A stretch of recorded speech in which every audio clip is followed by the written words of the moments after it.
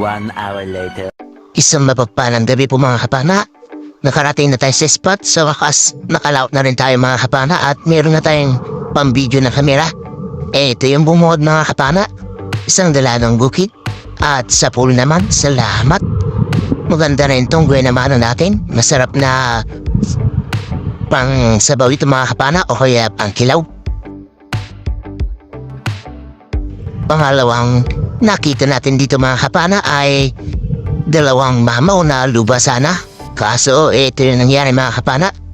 Medyo masikip yung butas na nakakitaan natin sa kanya at dito naman sa kabila. Buntot lang na nakikita natin sa isa kaya ito.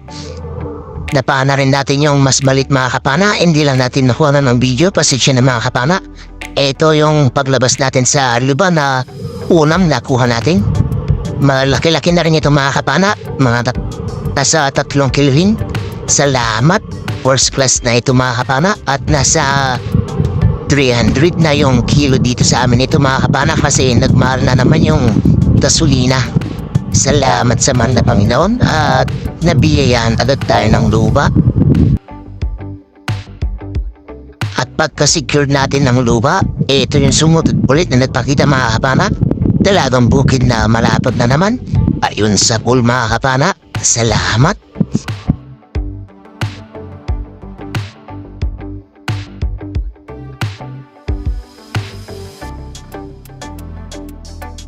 Hanap ulit tayo ng mapapana natin.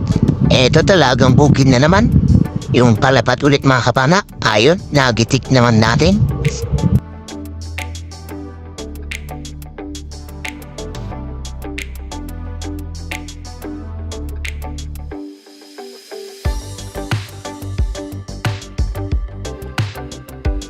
Eto mga kapana, hanap na naman tayo ng mapapana natin. At dito mayroon tayo nakita sumisilip na dalagang bukid na naman. Medyo good size na rin ito mga kapana. Ayun sa wakas, nakuha natin at nagitik na naman.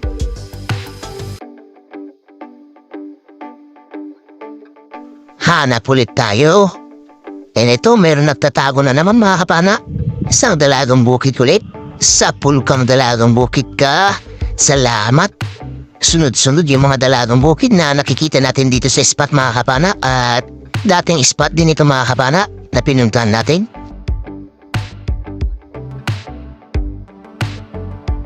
At sa paghahanap ulit natin ng isda na mapapana natin, ito yung nagpakita mga kapana. Isang kupa pa o ampa kung tawagin dito sa amin. Dakmain lang natin ito mga kapana kasi maamo naman. Ayun, nakuha natin mga kapana. At ito, pang ulam natin ito mga kapana. Masarap ito na sigam o kaya sa steam.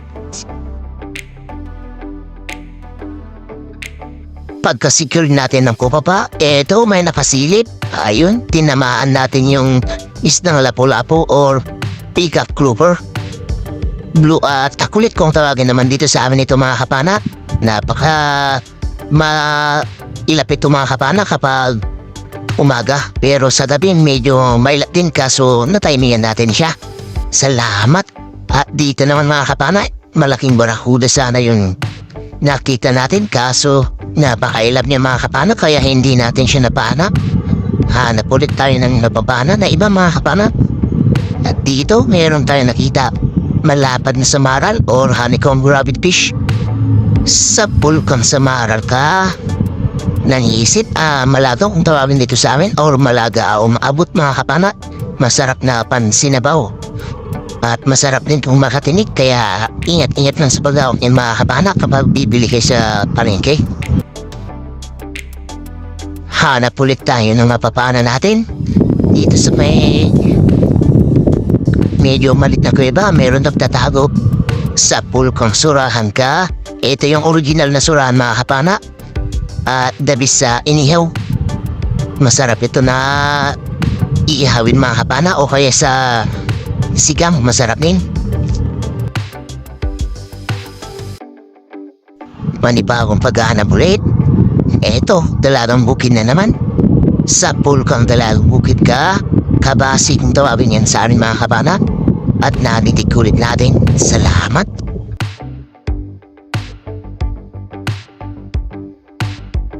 Kaya ito mga kapana, luba ulit yung nakita natin. Sa pulpang luba ka. Medyo malit lang ito mga kapana. Nasa 1 kilo mahigit lang ito. Pero ayos na rin ito mga kapana. First class na rin ito na pambenta natin. Salamat sa mahal na Panginoon at nabiyayaan na naman tayo ng pangalawang luba. Sana dyan sa bandang harapan ay makadagdag pa tayo ng luba para nang sa ganun makajakpat tayo mga kapana, kasi ilang araw din na wala na naman tayong laot kasi yung amihan dito sa amin ay lalong lumalakas. Hanap na naman tayo. Eto, mangrove snapper. Ayun, nasa pool natin mga kapana. Ang rap naman kung tawagin ito dito sa amin mga kapana, at napakasarap din ito sa sinabawan at masarap din sa kilawin. Thank you Lord.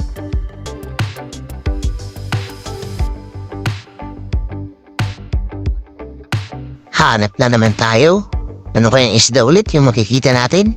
Dito meron tayong nakitang buntot mga kapana. Isang lapu-lapu na naman. Sa pool kang lapu-lapu ka. Ito yung lapu-lapu na hindi gaano lumalaki mga kapana. Mga pinakamalaki lang na nakuha ko dito ay 1 kilo mahigit. Ayos na rin yan mga kapana. First class na rin yan na pambenta natin. Dito mga kapana ay hindi natin inaasahan. Meron tayong nakitang malaking luba ulit. Sa pulkang luba ka at tinamaan natin mga kapana. Kaso ito yung nangyari. Nakawala siya mga kapana. Buti na lang at ito naman yung nangyari mga kapana. Habang hinahabol natin siya, bumalik sa atin. Kaya ito, napana ulit natin. Sa pulka ulit ngayon. Ayan mga kapana, hindi na siya makakawala din kasi tumagos na sa bandang hasangan niya yung shop natin or bala ng pana.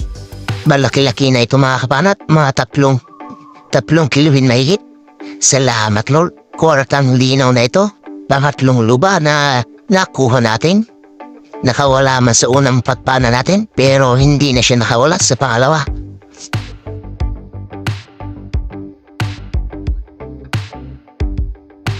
Pagkatapos natin matuhog yung grower natin o luba, ito yung nakita natin. Isang bigay emperor or mulagat abuksi kung tawagin dito sa amin. Malaki na rin mga kapana. Sa pulkang buksi ka. Ayan, medyo napataas yung patama natin mga kapana. Buti na lang at hindi siya nakapunit. Malaki-laki na rin ito mga kapana. Mag-iisang kilowin na. Salamat.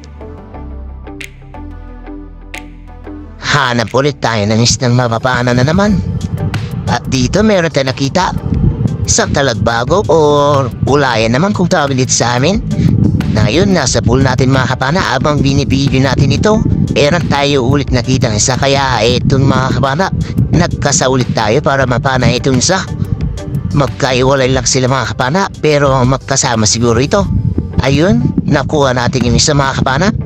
First class na rin ito na pambenta natin. Nasa 300 per kilo mga kapana yung ganitong isda sa amin. Hanap ulit tayo. At ito, isang dalagang bukid. Sa pulkang dalagang bukid ka. Ayun, nakawala lang siya mga kapana. Pero, ayan, tumigil naman dito sa bandang taas kaya napana ulit natin siya. Salamat at hindi siya nakalayo mga kapana. Ito at talagbago ulit yung nakita natin mga kapana pero meron na siyang galos. Nakawala siguro ito sa kasama ko mga kapana na namamana rin. Ito at nakuha natin. Salamat. Hanap ulit tayo ng mapapana natin. Ito isang kupa pa ulit mga kapana o red pitik kung tawagin dito sa amin. Ito yung pinakamasarap na kupa pa mga kapana. Manamis-namis yung laman nito. Lalong-lalo na kapag malaki talaga. Ayan, dadakmahin natin mga kapana. Ayun, nakuha din natin mga kapana. Salamat sa mahal na Panginoon. Meron na naman tayong masarap na iuulam. At pagka-secure na naman natin ng kupapa natin, eto, nakahanap ulit tayo ng mapapanang isda. Ayun, nagitik mga kapana. Eto naman yung lapu-lapu na hindi na lumalaki mga kapana. Or tawagin namin dito ay red na takulit. Salamat. First class na rin ito na pambenta natin. Hanap ulit tayo ng mapapana mga kapana. Dito sa butas, meron nakasilip na naman. 10 kang isda pa. Isa pa lang dalagang bukid mga kapana. Good size na. Salamat.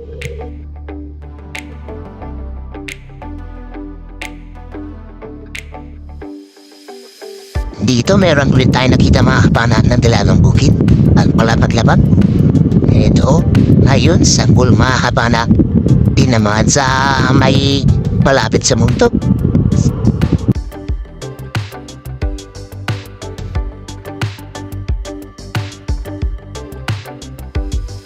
Panibagong paghanap ulit ng magpapana mga kapana. Eto talagang bukid na naman.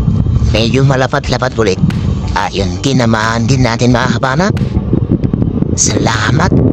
Sunod-sunod na naman yung dalagang bukid na napapana natin.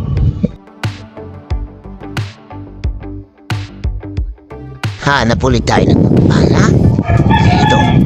Mayroon tayo nakita po. Kasi ito ang nakita sa amin ngayon sa pool. Salamat at eto na rin pala yung huli na bana natin mga kapana. At pumaw na tayo. Magda-alas 2 na kasi ng madali araw. Malayo pa yung uuwi natin abang-abang na lang sabay mga kapama. 1 hour later. Isang mapagpalang umaga sa ating lahat mga kapana. Ito na yung mga nakuha natin. Salamat sa mahal na Panginoon. Nakauwi tayo ng ligtas at meron pa tayong biyaya na natanggap. 3 luba mga kapana yung nakuha natin at isang mag-group snapper. Meron tayong surahan na medyo maliit at meron din tayong nakuha na samaral na 2 dyan. Hindi lang natin nakuha na ng video yung isa. Salamat sa mahal na Panginoon at nabiyaya na naman tayo ng ganitong grasya. Sipag at yaga sa ilalim ng asul na tubig doon ng biyaya. O kapana sa kailaliman ng iyong mundo, isang spearo na may dangal at prinsipyo. Sa simpleng buhay doon ka kontento, basta't may ulam at bigas sa inyong plato. Balawan ang saksi sa iyong galing, sa bawat pagsisit pag-asa ang hiling. Kapana TV, inspirasyon ng marami, sa hirap at pagod hindi nagpapahuli. Gilasin ka na. Hindi biro ang panganib sa ilalim ng agos. Kailangan ng focus, kailangan magtios. Isang maling galaw, buhay ang nakataya. Pero dahil sa pamilya, takot ay nawawala. Dito mo makikita ang tunay na yaman. Wala sa alahas, kundi sa pagkakakitaan. Nagaling sa pawis at tapat na paraan. Spear fishing ng sining, dagat ang tahanan. Kahit maputla ang labi sa lamig ng tubig, patuloy ang laban, maririnig ang pintig ng pusong nagmamahal sa bayang kinalakihan. Isang simpleng tao may malaking paninindigan. O kapana sa kailaliman ng iyong mundo, isang spearo na may dangal at prinsipyo. Sa simpleng buhay doon ka kontento, basta't may ulam at bigas sa inyong plato. Balawan ang saksi sa iyong galing, sa bawat pagsisit pag-asa ang hiling. Kapana TV, inspirasyon ng marami, sa hirap at pagod hindi nagpapahuli. Tapos ka na pati ko. So, Kaya kung ikaw ay napapagod at nanghihina, kapay nangyari. Si Danda, mana. Kapay tingnan mo ang dagat. Laging may pag-asa. Basta't marunong sumisip sa agos ng buhay, sigurado may biyaya sa dulo ng iyong paglalakbay. Manang nga na ganito yan. Kapana TV, ang spearo ng mga oas. Saludo kami sa